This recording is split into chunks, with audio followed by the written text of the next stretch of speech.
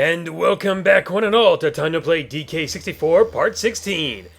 And yes, finally on the Wii U version. Now this is a file I started over a year ago, and to be honest, the controls are kind of getting to me here. And I remember that I had specifically left out this banana piece. I believe I showed myself getting this last time. So if I'm getting it again, that means it's just further proof that I'm really playing this on the Wii U Virtual Console. And if you're wondering, how is this full screen? How did I get it like that? It's video editing effects. Besides, the game was already able to go into widescreen, so stretching it out like this doesn't really hurt it. In fact, I think it's a lot better to see it this way anyway. And we're coming into, oh man, Gloomy Galleon. This and Fungi Forest are my least favorite worlds in DK64. They're so... This one in particular is so dimly lit. It's easy to kind of get lost. I mean, it doesn't seem like it's that easy to get lost, but it kind of is. There is definitely a lot of backtracking, but these barrels are all over the place, so it's not that bad. I can't get the hang of this place, but I just feel like I'm not really going to get that much done. But I don't want this to drag on. I want you guys to be able to enjoy this video and the narration and anything I have to say on the matter. And of course, with that all being said, I get to do some more voices for this. Come on, I haven't got all day. Show me the bananas and I'm out of this dump. Later. And now we have our cutscene. I underestimated those Kongs. Their progress is unexpected. Chief Technician, I trust the Blastomatic will soon be ready to be activated.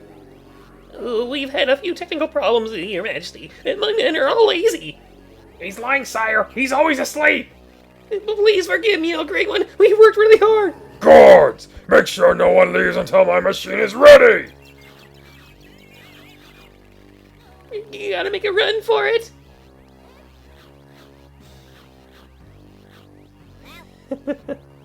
I just love that guy. He's been there since the beginning of the game. And there you go. You finally got off. Gloomy Galleon. So many branching paths, so many ways to get confused, a couple of backtracking. However, since it doesn't look like these videos are going to get their targeted 6,000 on every episode, I don't think I have to worry about getting every single banana. In fact, I'm actually so close to getting the required bananas to actually beat the game that I think my goal is just to get as many of the blueprints and just go straight for the bosses. I mean, I really don't have to do all that much. I'm almost, I was at, 83 bananas when you saw that? And the reason there was a huge jump from the last time was because I traded in all the blueprints for the bananas that you guys didn't see. Yeah, I did that off screen. I didn't want to waste everybody's time with that. At least I think I did. It's been a while since I've gone back to play this, and with it jumping from one system to the other, you're probably as confused as I am. But I'm at least certain that that's what happened. But this place, not a whole lot to talk about just yet. Definitely a four-way road here. Gotta follow the trail of bananas. That's always a good instinct. I don't know why I just missed a 5 bunch. I'll get it on the way out, maybe, if I remember correctly. Ooh, the controls. Which one is it? That's not it. Sorry, but once again, I'm also playing this with the Controller Pad Pro. And, I'm just gonna say it. It's really hard for me to play some of these games without those slits. I brought that up in the Smash Brothers 3DS and Wii U review, where it just made it a lot easier to get the directional input. But here it's just, because it's so loose, it can easily go from one to the other, or it's... Oh, I didn't do the banana thing. Dang it. It's too lost in thought. Which one? Okay, I think it was the B button to do it? It's been so long. But it feels kind of good coming back to this. It feels kind of good picking up where I left off, and even though it's not in a position where I'd like to start off at, I will make the best of it. And on the plus side, I do get to play as On Guard in this area. And even better, wrong buttons. Okay, yeah, we'll just do that. I'm pretty sure that'll kill him too. This is one of those water worlds where, in a 3D platformer, where there is no oxygen meter. For whatever reason. Probably so it doesn't get on players' nerves. So, it definitely has that going for it. You're allowed to swim and explore to your heart's content. You don't have to worry about an air meter, so that's kind of nice. Even though air meters in water sections don't bother me that much, a place as big as this definitely feels a whole lot better when I don't have to worry about that. Oh yeah, I guess this is like the other thing I need to make sure I take care of. I need to get those crowns.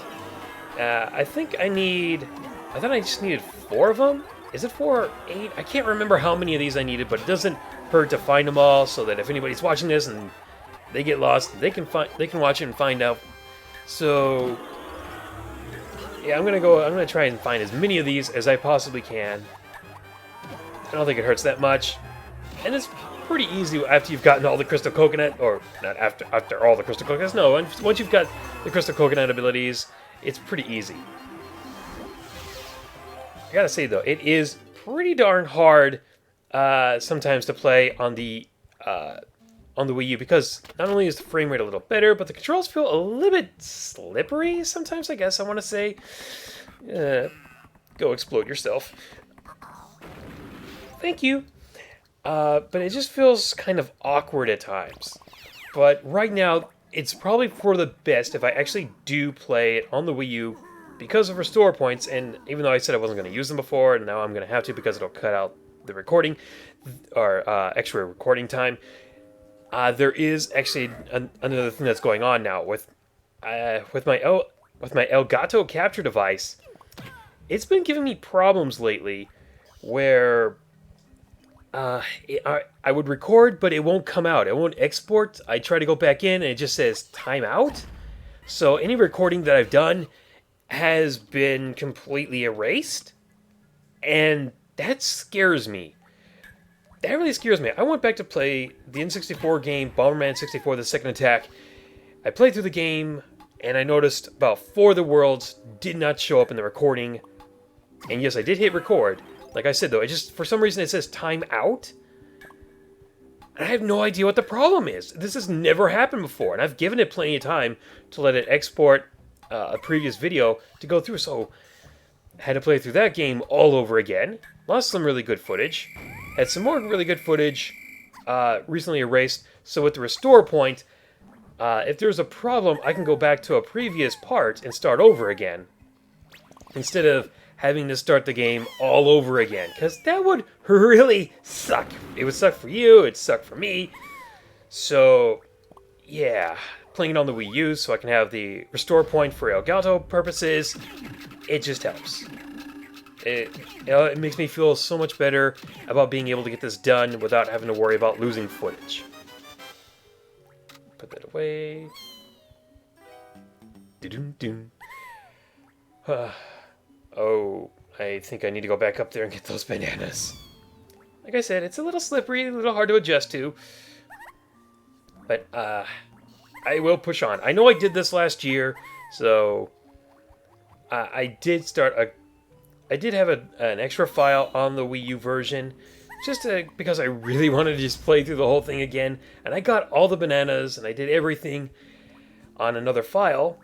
So I felt a little bit warmed up, and I felt like ready to tackle this. But, you know, I don't really need to go any further than that. I think I've said it quite enough. So, with all that said, and not really all that much that I can say about this world, other than the fact that it's the one that probably the one I don't look forward to. This is the world I look forward to the least. There, I think I finally said the right words. So even I am going to just be backtracking for a little bit, and I'm not going to cut it out because I'm not sure, at least not in this one.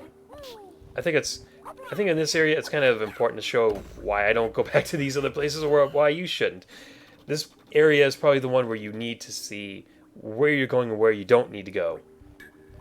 And I didn't need to do that. At least not yet. I know, the gate was there. I should have opened that first. Oh well.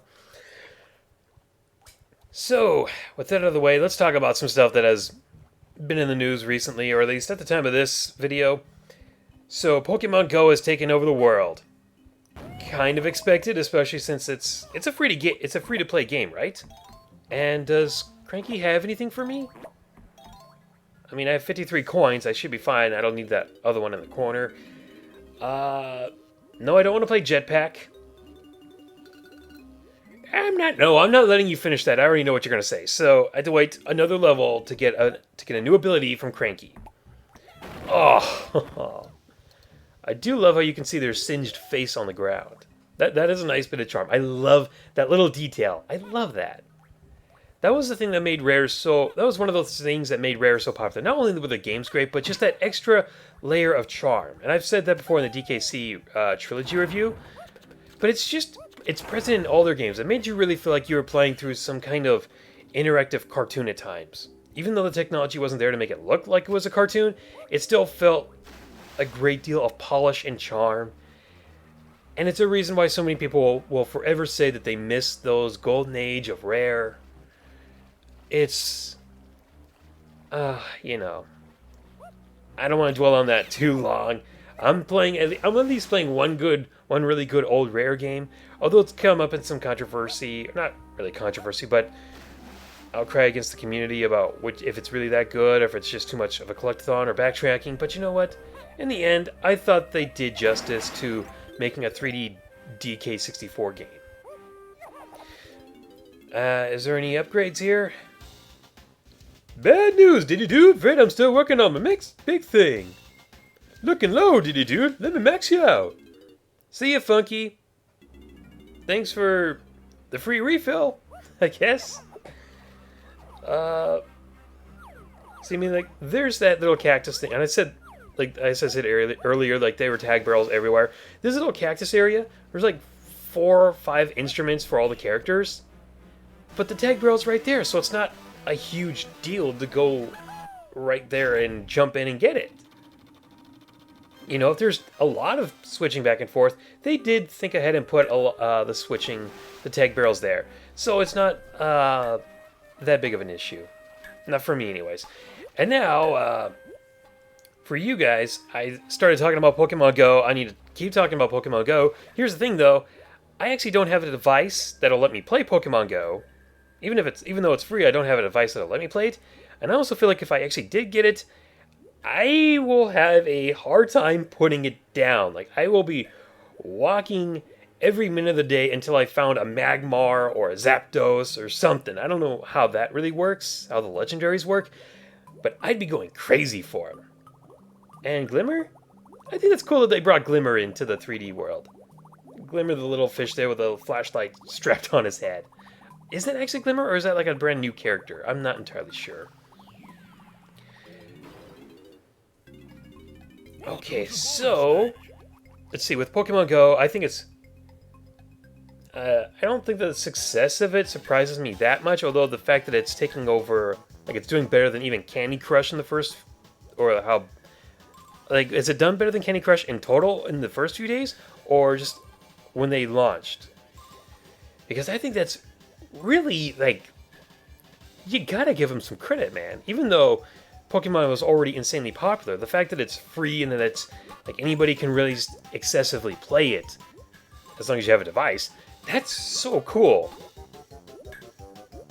I have seen a family member, a cousin... Wait, how come the vines aren't coming down? I guess I have to get one more coin? Yep, there it is. If I get that coin, the others come down, right? Is that how it works? Swimming's a little difficult. Okay, up. And, yeah, there they are. So, yeah, cousin never played Pokemon before, and I'm just gonna skip ahead to when those vines come down. Welcome to bonus day. Okay, so yeah, a cousin of mine never played Pokemon before, got Pokemon Go because everybody else was playing it, and it was free. And she and her friend were just walking around trying to find all these Pokemon that they could. I saw them catch an Ekans and a Voltorb. I was just like, you can do better. Those are not Pokemon to get excited for, but if you're trying to catch them all, then yeah, go for it. That's cool.